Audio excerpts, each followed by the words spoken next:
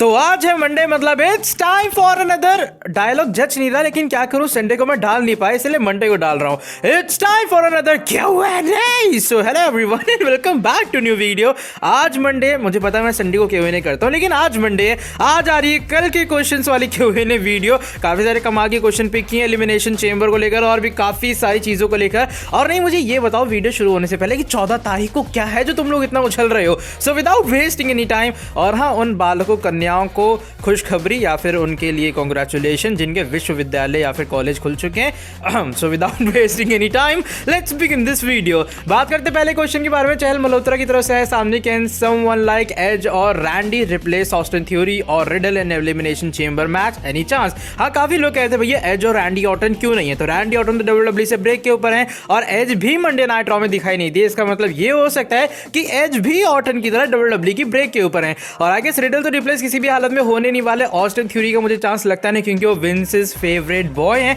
और elimination chamber 2022 के match के अंदर मुझे ऐसे नहीं लगता कोई खास चेंज आने वाला है। और एज इट इज जो WWE ने मैच ऑफिशियल किया वही होगा। अब एज और रैंडी ऑर्टन को शायद ब्रेक इसलिए दिया गया क्योंकि एक लंबे टाइम से WWE के अंदर कंपीट कर रहे थे, और एज तो भैया वैसे एक पार्ट टाइमर के तौर पे आने वाले थे, लेकिन वो फुल टाइमर बन चुके हैं WWE के अंदर आके रेसलमेनिया के अंदर कंपीट करेंगे, इसलिए शायद उन्हें ब्रेक दिया गया सऊदी अरेबिया से। जो नेक्स्ट क्वेश्चन है वो अनुषा तस्लीम की तरफ से आए सामने, गोल्डबर्ग का मैच रेसलमेनिया में होगा। तो जिन लोगों को नहीं पता, जो मैच होने वाला है गोल्डबर्ग का रोमन के खिलाफ एलिमिनेशन चेंबर में, वो मे भी उनके WWE कॉन्ट्रैक्ट एक आखिरी मैच हो सकता है अगर उनका जो WWE कॉन्ट्रैक्ट है वो सऊदी अरेबिया के मैचेस को इंक्लूड करता है। क्योंकि जिन लोगों को नहीं पता है, सऊदी अरेबिया की जो सैलरी है WWE सुपरस्टार्स की, स्पेशली लेजेंडरी सुपरस्टार्स की, वो अलग होती है। जैसे मान लो अंडरटेकर आता है परफॉर्म करने के लिए, गोल्डबर्ग आते हैं या फिर कोई और लेजेंडरी स्टार आता है, उसको सऊदी अरेबिया की जो पूरी अथॉरिटी है वो तगड़ी वाली अमाउंट पे करती है। तो अगर ऐसा होता है कि गोल्डबर्ग का जो WWE कॉन्ट्रैक्ट है वो सऊदी अरेबिया में इंक्लूड होता है, तो ये जो मैच है उनका आखिरी मैच होगा। वरना सऊदी अरेबिया का अगर कॉन्ट्रैक्ट जो गोल्डबर्ग का अलग होता है, तो रेसलमेनिया के अंदर शायद हमें फाइनल मैच के अंदर कंपीट करते हुए नजर आएंगे। आई नो मैंने चीजों को काफी घुमा फिरा दिया, लेकिन शायद जो गोल्डबर्ग है वो री-साइन भी कर सकते हैं WWE के साथ में, जैसा उन्होंने कहा था कि अगर WWE उन्हें ऑफर करती तो वो डेफिनेटली कंपनी के साथ री-साइन करेंगे। और आई गेस रेसलमेनिया के लिए WWE किसी न किसी तरीके से गोल्डबर्ग को बुक करने का ट्राई करेगी। जो नेक्स्ट क्वेश्चन है वो शीनेशन फैन शान की तरफ से है सामने, क्या सीना वर्सेस मैकिंटायर रेसलमेनिया 38 में हो सकता है? One of my dream match 14 फरवरी को वैलेंटाइन डे पे आपका क्या प्रोग्राम है? 3 वीडियो डालूंगा, मे बी एक गेमिंग चैनल के ऊपर, सो जाऊंगा, खाना खाऊंगा, टीवी देखूंगा, फिर सो जाऊंगा, बस और क्या होता है। 14 तारीख ही तो है। अब बात रही थी सीना वर्सेस मैकिंटायर के मैच के बारे में, तो मेरे हिसाब से रेसलमेनिया 38 के मैच के, रेसलमेनिया 38 के शो के अंदर इस वाले मैच के होने का चांस ज्यादा इसलिए है क्योंकि ड्रू मैकिंटायर लगता नहीं है वैसे कि टाइटल पिक्चर के अंदर एंटर होंगे। मैड कैप मॉस का फेस करने वाले में एलिमिनेशन चेंबर में, जब उनके सामने इतना बड़ा मेन इवेंटर कंपीट करेगा तो कहां रेसलमेनिया के अंदर उन्हें मेन इवेंट में मैच मिलने वाला है। तो इसलिए मेरे हिसाब से मैकिंटायर तो पूरे तरीके से अभी फिलहाल सीन के हिसाब से फ्री है रेसलमेनिया के लिए। बात करें जॉन सीना के बारे में, जब सीना आखिरी बार वापस आए थे उन्हें यूनिवर्सल टाइटल की अपॉर्चुनिटी मिली थी, तो अगर सीना को रेसलमेनिया के लिए बुक किया जाता है, मुझे नहीं लगता कि वो एक टाइटल पिक्चर या फिर टाइटल फ्यूड में होंगे। तो मे बी WWE के पास एक काफी अच्छा खासा मौका है। अगर सीना वापस आते तो ड्रू मैकिंटायर के साथ मेरे हिसाब से मोस्ट प्रोबेबली उनका फ्यूड होने वाला है। अब देखना ये भी होगा कि सीना अवेलेबल है रेसलमेनिया के लिए या फिर नहीं, लेकिन अगर सीना वापस आते तो सीना वर्सेस मैकिंटायर फाइनली हो सकता है रेसलमेनिया में। जो अगला क्वेश्चन है वो द बीस्ट की तरफ से आए सामने, रैंडी ऑर्टन का थीम सॉन्ग सिंग करके दिखाओ, प्लीज पिक माय क्वेश्चन। अब सही बता रहा हूं, अगर मैं गाना गाऊंगा ना फिर तुम लोग कहोगे यार कानों के अंदर डैमेज पड़ गया, फोन पे या फिर पेटीएम करो ठीक करवाने के लिए। तो अब क्वेश्चन पिक हो चुका है, तो इसलिए गाना तो मैं गाऊंगा या फिर जो थीम सॉन्ग है वो मैं गाऊंगा तो जरूर, लेकिन फिर बता रहा हूं जो डैमेज तुम्हारे कानों को होगा उसका जिम्मेदार मैं नहीं हूंगा। इसलिए वार्निंग पहले गाने से ही कि धीरे कर लो वॉल्यूम फोन का, ताकि अगर डैमेज पड़े थोड़ा वो कम पड़े। तो शुरुआत करते हैं 3, 2 and 1। I hear voices in my head, they counsel me, they understand, they talk to me।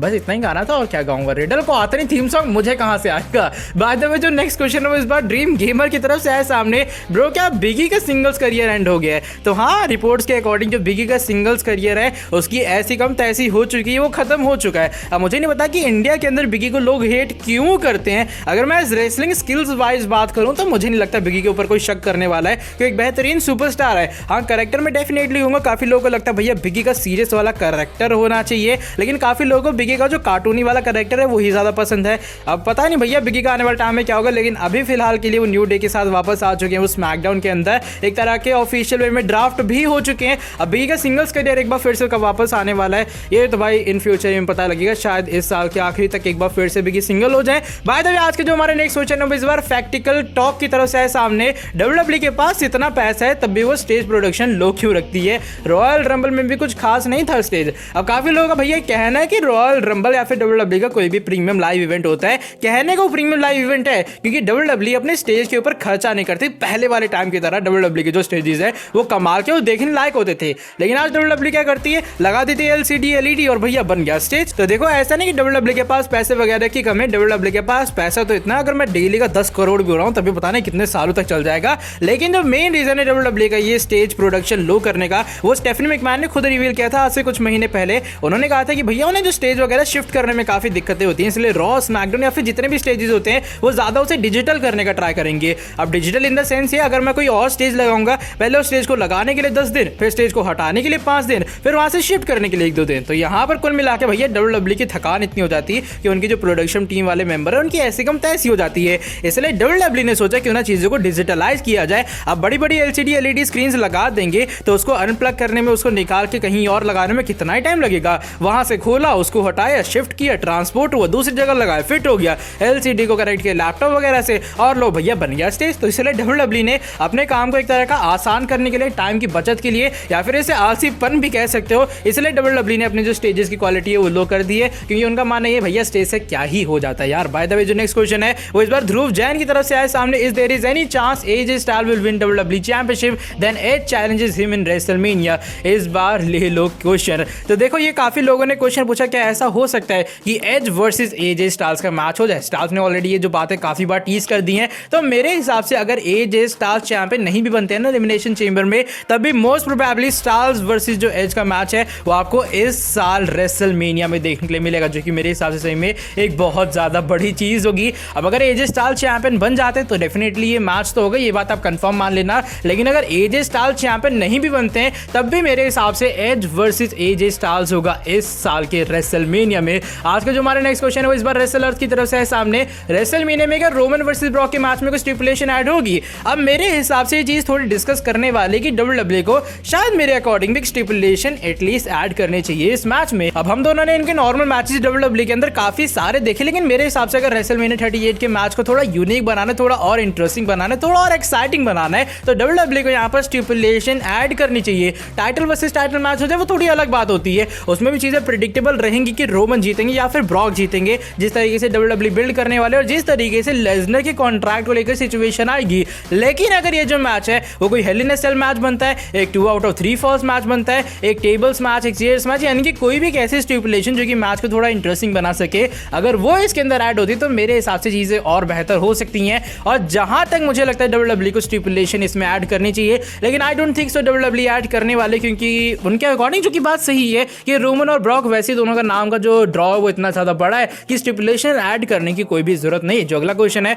वो ओम कमले की तरफ से है सामने। सॉरी अगर नाम गलत ले रहा हूं। क्या WWE में रिलीज सुपरस्टार वापस आएंगे? तो इसका आंसर मैंने पहले भी काफी बार दी है कि अगर WWE इंटरेस्टेड है और सामने वाला सुपरस्टार इंटरेस्टेड है तब जाके चीजें हो पाएंगी। क्योंकि मान लो कभी कभी ऐसा होता है कि भैया जो सामने वाला सुपरस्टार है वो इंटरेस्टेड है वापस आने के लिए, लेकिन WWE बुलाना नहीं चाहती। कभी ऐसा होता है WWE उसे ऑफर करती, जैसे जेफ हार्डी को ऑफर किया और जेफ हार्डी ने जो कॉन्ट्रैक्ट है वो रिजेक्ट कर डाला। तो जब चीजें दोनों तरफ से कंपैटिबल होंगी तब जाके वापस आने वाला कोई रिलीज सुपरस्टार, और मुझे चांसेस काफी कम लगते हैं कि भैया कोई ज्यादा मेजर सुपरस्टार एक बार फिर से रिलीज वाला WWE के अंदर वापस आएगा। जो नेक्स्ट क्वेश्चन है वो इस बार मुकीतुर रहमान की तरफ से है सामने। अब ये नाम शायद मैंने गलत ले लिया है। Bro I am from Bangladesh, I am your regular viewer, thank you so much भैया डेली वीडियो देखने के लिए। Bro if Lesnar won't win at Elimination Chamber then what will be the plans for WWE championship at WrestleMania? कि अगर Lesnar elimination chamber में नहीं जीते, title versus title नहीं होता है, तब WWE चैंपियनशिप का क्या होने वाला है? तो मेरे हिसाब से WWE जो टाइटल है वो लैशले के पास रहेगी या फिर स्टार जीतेंगे,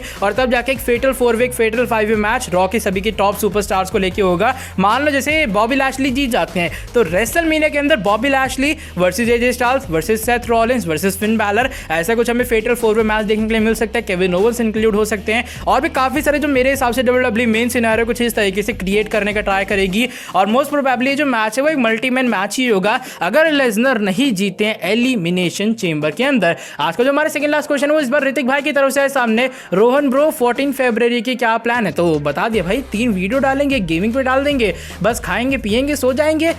यार तुम लोग मतलब क्या बताऊं, लॉन्डो पढ़ लो फिर कहोगे एग्जाम में नंबर नहीं आते हैं। एग्जाम में नंबर ही तो होता है, हाँ चलो एग्जाम में मार्क्स नहीं आते हैं। आज का जो हमारा फाइनल क्वेश्चन है वो इस बार वाइज मैन की तरफ से है सामने। क्या गोल्डबर्ग डिथ्रोन करेंगे रोमन रेंज को एलिमिनेशन चेंबर के अंदर लाइक फील्ड? क्योंकि जब फील्ड और गोल्डबर्ग का मैच हुआ था लगा ऐसा रहा था यार फील्ड थोड़ी हारेंगे गोल्डबर्ग से, और फील्ड आसानी से हरा देंगे गोल्डबर्ग को। WWE ने जस्ट गोल्डबर्ग को ऐसे बुलाया ताकि टाइम पास हो जाए WWE के सऊदी अरेबिया के शो के लिए, लेकिन हमने देखा कि गोल्डबर्ग ने हरा दिया फील्ड को। तो बहुत से लोग ये कह रहे हैं imagine if Goldberg beats Roman Reigns like field, तो चांस इसका होने का कम है। इसके बारे में ऑलरेडी मैंने डिस्कस किया अभी वीडियो के अंदर पहले कि गोल्डबर्ग का जो मैच होने वाला है मे बी उनके WWE कॉन्ट्रैक्ट का आखिरी मैच होगा, लेकिन अगर बाय चांस गोल्डबर्ग रीसाइन करते हैं तब मुझे नहीं पता भाई क्या होने वाला। अगर गोल्डबर्ग रीसाइन कर लेते हैं तो शायद मैं ये कह सकता हूँ शायद वो रोमन को हरा भी सकते हैं एलिमिनेशन चेंबर में, और WWE कहानी में एक और ट्विस्ट लाएगी। मान लो गोल्डबर्ग रोमन रेंज को हरा देते हैं एलिमिनेशन चेंबर के अंदर, लेजनर WWE चैंपियनशिप जीत लेते हैं, फिर Lesnar versus Roman WWE title के लिए ऑफिशियल होगा और गोल्डबर्ग की कहानी अलग जा सकती है। मैं जस्ट कह रहा हूँ, इमेजिन करो, मुझे लगता नहीं ऐसा होगा लेकिन फिर भी एक पॉसिबिलिटी छोटी सी, अगर गोल्डबर्ग रीसाइन करते तो भैया WWE गोल्डबर्ग के साथ कुछ भी कर सकती है, कुछ भी इन द सेंस कुछ भी, और शायद रोमन रेंज को भी डिथ्रोन कर सकते हैं। वैसे इसका चांस 100 में से 10% ही है, लेकिन कभी कभी जो 10% है वो 90% के ऊपर भी हावी हो जाता है। बाय द वे आज की Q&A नए वीडियो बस यहीं तक थी। अगर ये मंडे वाला Q&A पसंद आए तो फटाफट से कर देना नीचे वीडियो को लाइक, और जो लोग चैनल पर न्यू है ऐसी और वीडियोस के लिए और न्यूज़ अपडेट्स के लिए सब्सक्राइब कर देना चैनल को और बेल नोटिफिकेशन को ऑन कर देना। मिलता हूं आपसे आके नेक्स्ट वीडियो के अंदर बहुत ही ज़्यादा जल्दी। Till then bye bye, take care.